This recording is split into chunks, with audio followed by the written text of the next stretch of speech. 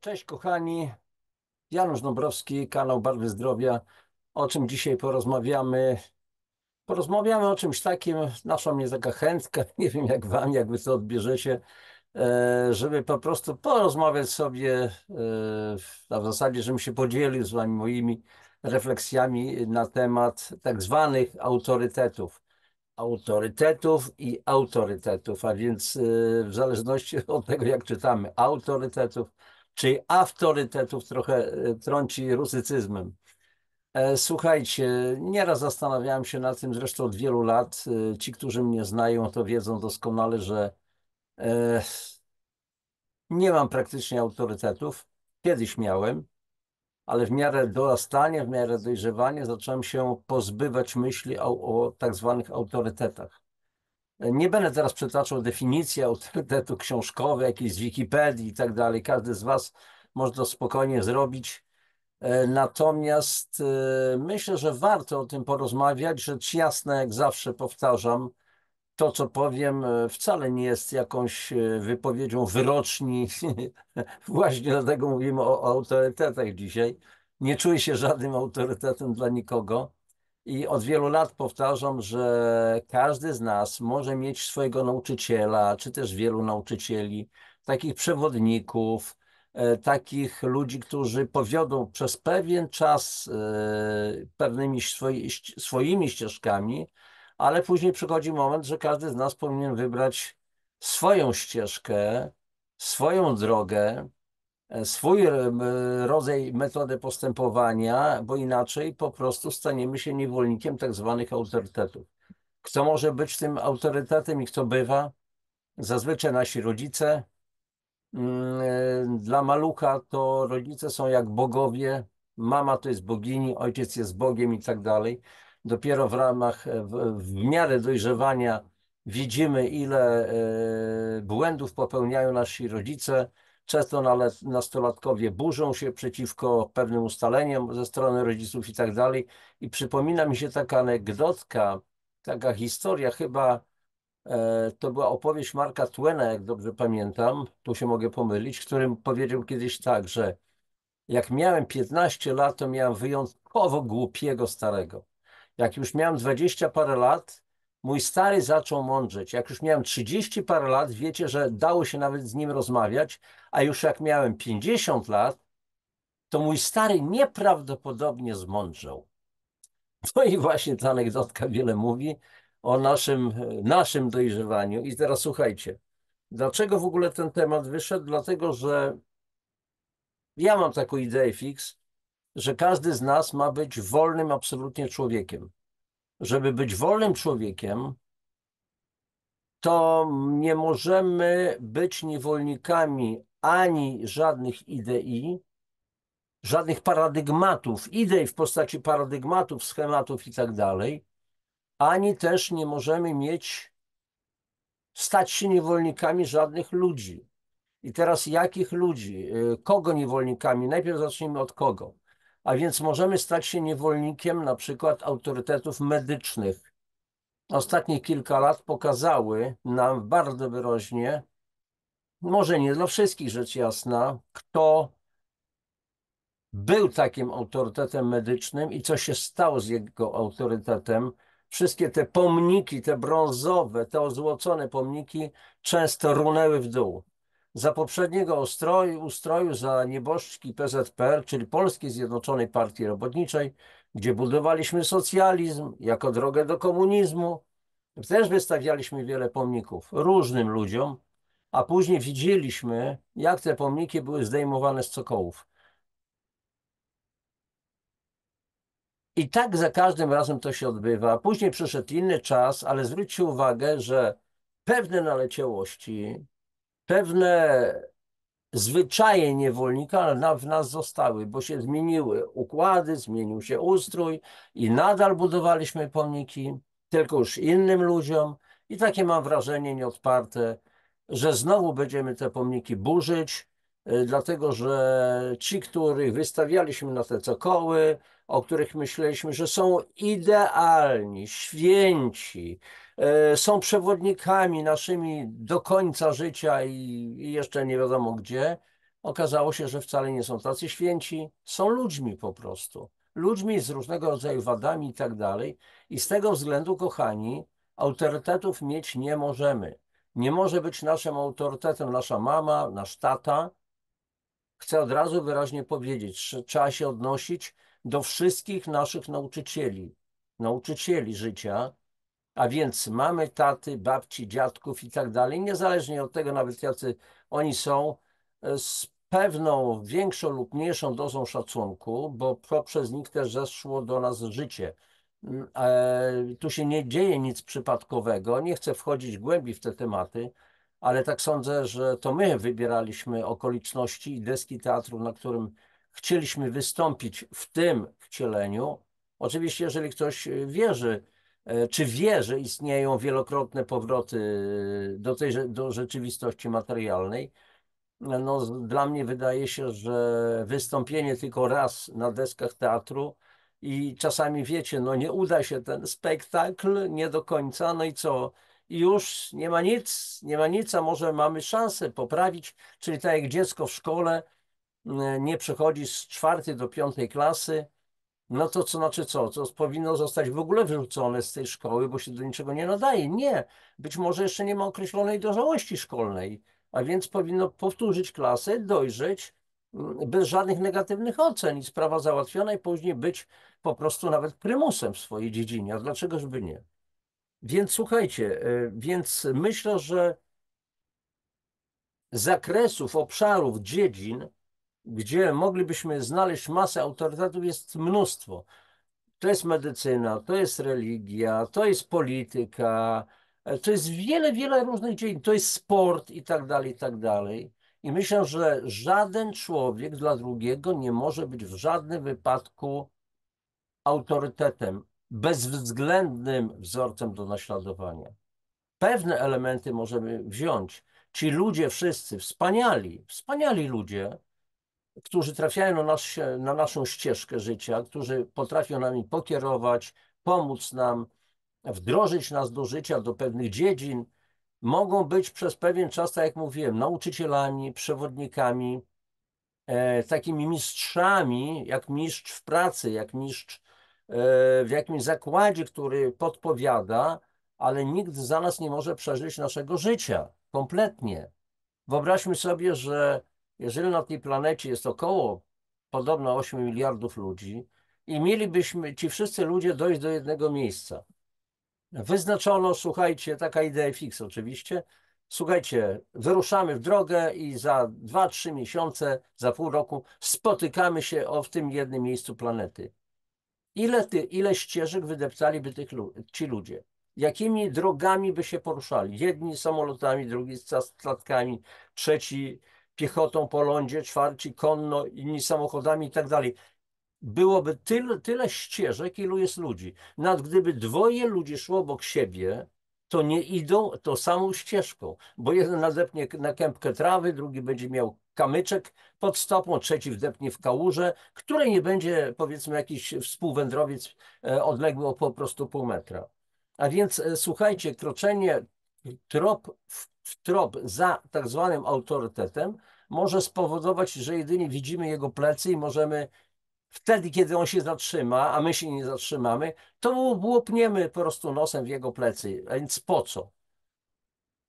Tak zwane autorytety, tak zwani eksperci, którzy wiedzą więcej od nas, powinniśmy ich słuchać, powinniśmy analizować to, co mówią, ale też szukać dodatkowej wiedzy, wyciągać wnioski i sami podejmować decyzje. Kiedyś w takiej książce Życie i nauka mistrzów Dalekiego Wschodu Berda T. Spaldinga przeczytałem właśnie, że nawet jeżeli popełniamy błędy w swoich decyzjach, to te błędy mają być uszanowane.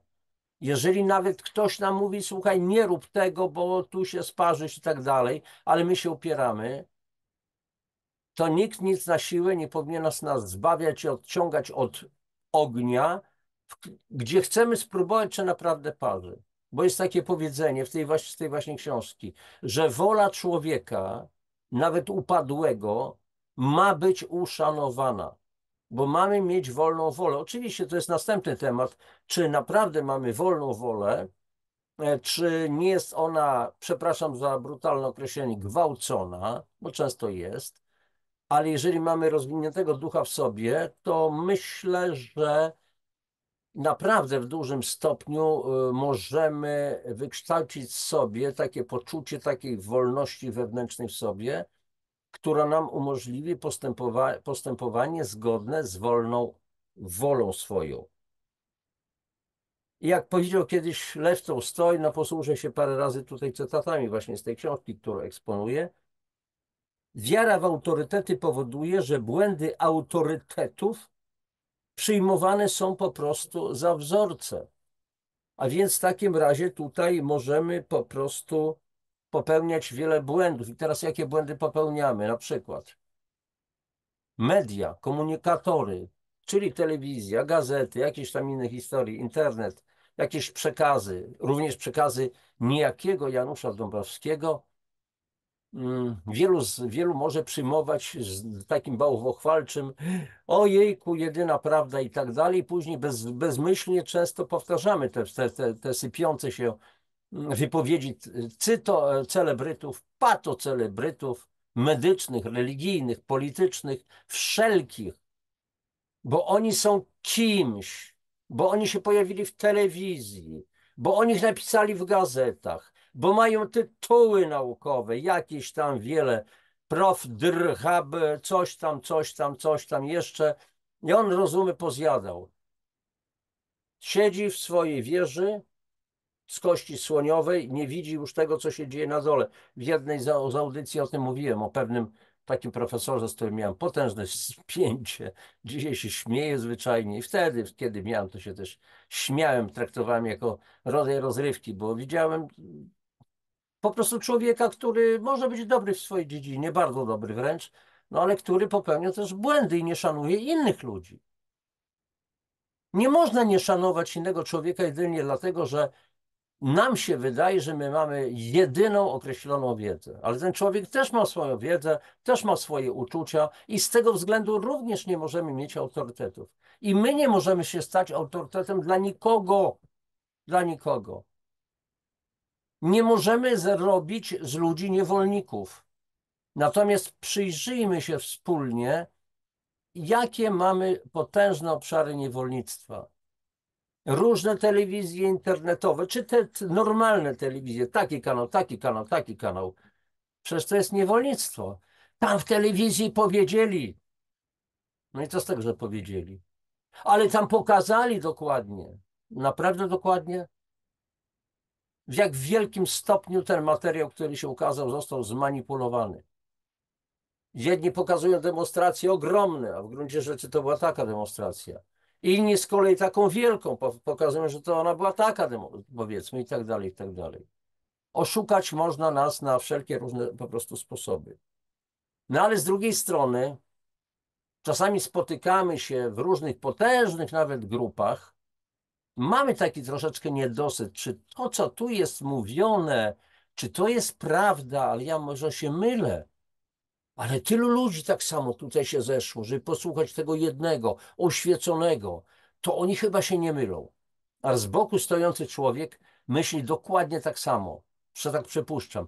Patrzy na mnie i na innych, myśli sobie, Boże, ja to mam jakieś wątpliwości, nie bardzo ufam temu, ale tu widzę, o inni stoją. O tego nawet gdzieś tam widziałem, przeczytałem jego książkę, jak on tu jest, to też tak samo myśli. To ja pewnie nie mam racji, to pewnie, kurczę, oni wszyscy mają rację i ten, który głosi to swoje słowo, ten ozłocony, ten zdiamentowany, że tak powiem, błyszczący, ociekający lukrem, otoczony przez chmarę swoich ludzi popleczników, którzy często mają nas za durniów,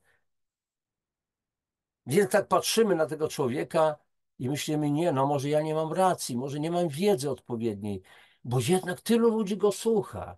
I wszyscy krzyczą, krzyczą, hurra, niech żyje, niech żyje, niech żyje. Już przerabialiśmy to. Byłem małym chłopcem, 7. chyba, 6. klasa podstawówki, czyli głęboka komuna, pochód 1 maja i wcześniej przed pochodem zebrano nam, kazano tym paru chłopakom, tam nas było kilkunastu, stać pod trybuną i na odpowiedni sygnał krzyczeć: niech żyje, niech żyje, niech żyje. Znaczy, mieliśmy z tego ubaw, fajnie było, krzyczało się, oczywiście człowiek był totalnie nieświadomy. Ojciec tylko jak później usłyszał, że dałem się w takie coś kręcić, to był wściekły jak 100 piorunów, ze zrozumiałych względów. No był anty bardzo, że tak powiem, w stosunku do poprzedniego ustroju. Myśmy jako chłopcy mieli po prostu ubaw i nie rozumieliśmy w ogóle, co się dzieje. A dzisiaj to nie ma czegoś takiego. Niech żyją, czy niech żyje, niech żyje. I to dzieje się nie tylko jeżeli chodzi o politykę, ale właśnie medycynę, ale chodzi o sport i chodzi o wiele, wiele różnych dziedzin. Oddajemy swoją wolną wolę, wierzymy wielu ludziom, porównujemy się. Dlaczego ja nie jestem taki jak on? A dlaczego mam być taki jak on? Wcale nie muszę być. Nie muszę być tak samo sprawny jak ten znany sportowiec, bo ja mam inne dary. Nikt nie napisze tak cudownych książek, które ja napisałem. Kpię sobie oczywiście, a dlaczego by nie? A więc ja mam to, co w sobie rozwijam i mogę tym się dzielić z ludźmi, a inni mogą się dzielić z innymi. Słuchajcie, niejednokrotnie na początku i na końcu roku szkolnego mówiłem jako dyrektor szkoły, 1200 uczniów, setka ludzi załogi, mówiłem ciągle, że pamiętajcie jednej rzeczy, nie musicie być mistrzami we wszystkich dziedzinach. Nie musicie mieć świadectwa z biało-czerwonym paskiem, samymi piątkami, szóstkami od góry do dołu. Znajdź swoją dziedzinę życia, w której staniesz się mistrzem.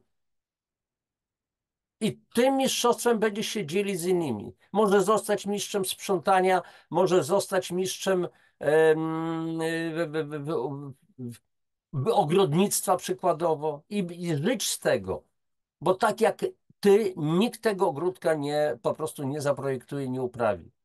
I z tego będziesz żyć, z tego to będzie również źródło twojego zarobku.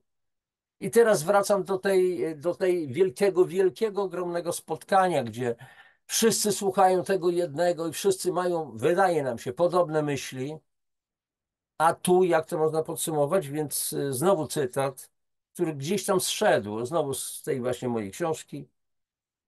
Tam, gdzie wszyscy myślą tak samo, myśli się niewiele. A więc nasza jest prawda, bo wszyscy jesteśmy. Czyli jak w filmie, znanym bardzo filmie, moja prawda jest mojsza niż twojsza. A przecież tutaj myślenie, sytuacja, życie, zdarzenia nie podlegają kompletnie regułom demokracji. Nie można prawdy zakrzyczeć, nie można prawdy zadekretować, nie można zapisać w żadnym przepisie: to jest jedyna, ostateczna prawda i tak dalej, i tak dalej. Kompletnie nie. Tyle prawd, ilu jest nas. Nie chcę tutaj przytaczać słynnego powiedzenia księdza Tischnera, cudowny w ogóle ksiądz był, o tej prawdzie, no nie, o góralskiej prawdzie. Więc można oczywiście powtarzać wiele rzeczy, powtarzać. Jest też taka zasada, Goebbelsowska zasada, a w zasadzie niekoniecznie Goebbelsowska, o tym, że kłamstwo powtórzone 100 razy staje się prawdą, prawda. I tutaj cytat z Gandiego, tego Gandiego: błąd nie staje się prawdą z powodu wielokrotnego powtarzania, tak jak i prawda nie staje się błędem tylko dlatego, że nikt jej nie widzi. I żyjemy dzisiaj w hałaśliwej medialnej rzeczywistości. Wielu z nas przyjmuje gotowe wzorce, szablony, tak ma być, nie inaczej. Przyjmuje gotowe paradygmaty, ufa gotowym formułkom, zamyka się w jakichś takich, słuchajcie,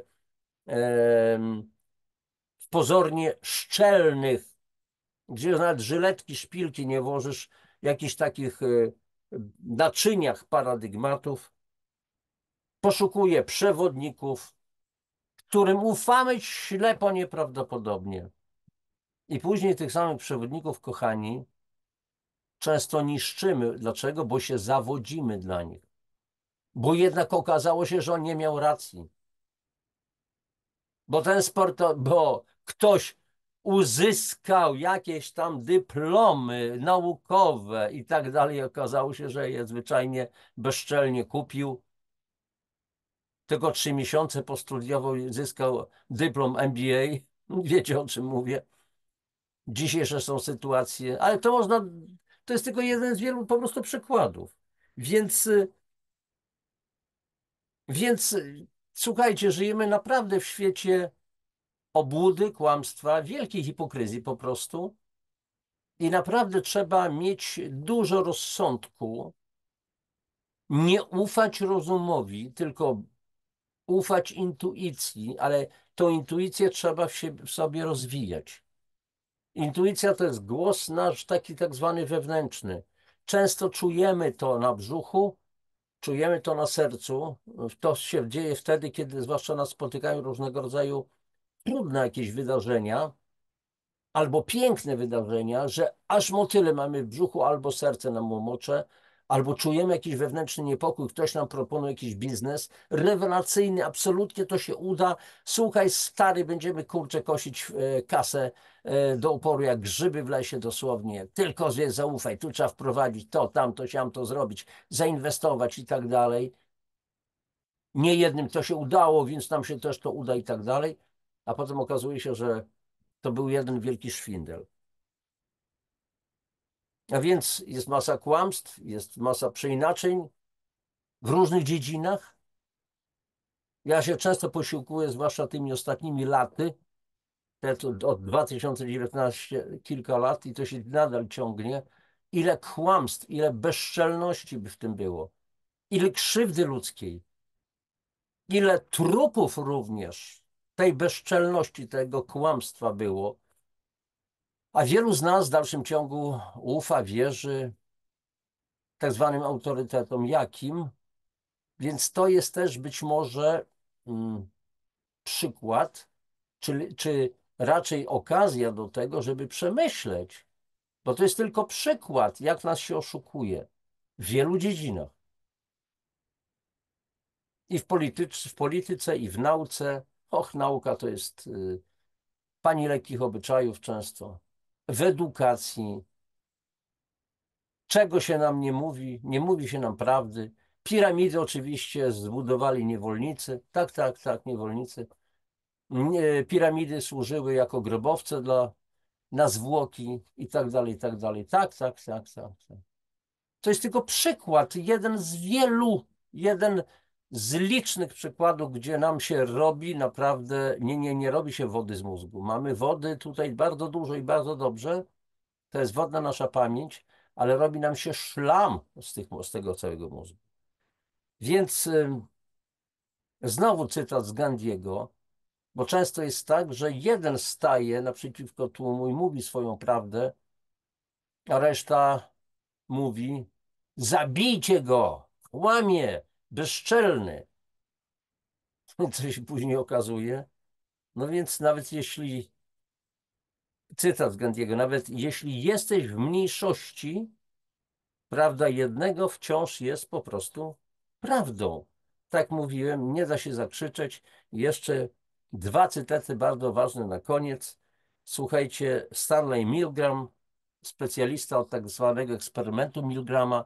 Jeżeli was to interesuje, to wrzućcie sobie na Google eksperyment Milgrama. Siła autorytetu nie pochodzi od jego właściwości charakteru, lecz od jego domniemanej pozycji w strukturach społecznych. Mamy na myśli te fałszywe autorytety, te z tytułami, te ci celebryci i tak dalej, i tak dalej. I tutaj kiedyś zeszło, wtedy kiedy pisałem tą moją książkę, w 2007 roku, już 12, tak, kilkanaście lat czeka na wydanie, zeszło do mnie takie kiedyś zdanie dotyczące właśnie tego tematu, o autorytetach. Kochani drodzy nasi, nie chcemy iść za wami, nie możemy. Idąc za wami, nie zawsze będziemy was słyszeli. A nawet jeśli będziemy słyszeli, to nie zawsze w sposób właściwy. A może wiatr porwie niektóre słowa. Dlatego chcemy iść obok was. Idąc obok was, będziemy słyszeli dobrze i będziemy dobrze rozumieli. Przynajmniej taką mamy nadzieję. Jednak oznacza to jednocześnie, że nasze ścieżki będą się różnić nieco, a może i bardzo od waszych. To też ma dobre strony. Myślimy, że wówczas wszyscy będziemy mogli więcej obejrzeć, więcej poznać, idąc obok i oglądając, każdy w swojej przestrzeni, wspaniałości świata oglądając. Możemy opowiadać o nich sobie nawzajem. Drepcząc za wami, w najgorszym wypadku będziemy widzieć tylko wasze plecy. Dziecko nigdy nie usamodzielni się, jeśli będzie powielać ślepo poczynania rodziców, choćby najbardziej kochających i oddanych. Ten cytat został mi dany, gdzieś go usłyszałem. To nie był cytat z żadnej książki, kompletnie. To zdanie nagle przyszło do mnie i nieraz czytając to, czułem znowu ogromny sens tego wszystkiego, dlatego i ta dzisiejsza audycja. I ostatni cytat na dzisiaj. Nie dawaj mi swojej prawdy. Poszukujmy wspólnie prawdy, twojej i mojej, i jej będziemy strzec. Antoni Machado, poeta hiszpański. I cóż, to tyle takich moich refleksji. Ciekaw jestem w ogóle waszej opinii. Podzielcie się nimi na temat ostatecznej prawdy, na temat autorytetów. Co na ten temat myślicie? E, Dziękuję w ogóle, że jesteście ciągle ze mną, z tym kanałem, z tymi treściami. Różne są te treści, niektóre na temat zdrowia, a więc na temat i suplementacji, na temat pól magnetycznych, na temat wody, na temat wielu innych rzeczy, na temat rozwoju duchowego. To akurat to, co dzisiaj mówiłem, należy do trochę innej dziedziny, ale tu chodzi o nasz wewnętrzny spokój, nasze życie, które nie bazuje tylko na wartościach materialnych, na tym, że mam zjeść, strawić i dalej, dalej, dalej, dalej, dalej. Jesteśmy istotami duchowymi, jednocześnie cielesnymi. Czyli duch to jest nasz pojazd, kosmiczny skafanderek. No więc słuchajcie, życzę wam wszystkiego dobrego, dobrych przemyśleń, bo trzeba się zastanawiać, jaki jest cel życia i kim my jesteśmy. Czy naprawdę mamy być niewolnikami celebrytów, mediów, rządzących, czy mamy być mistrzami własnego życia? Najlepszego dla was życzę. Papatki, do następnego nagrania.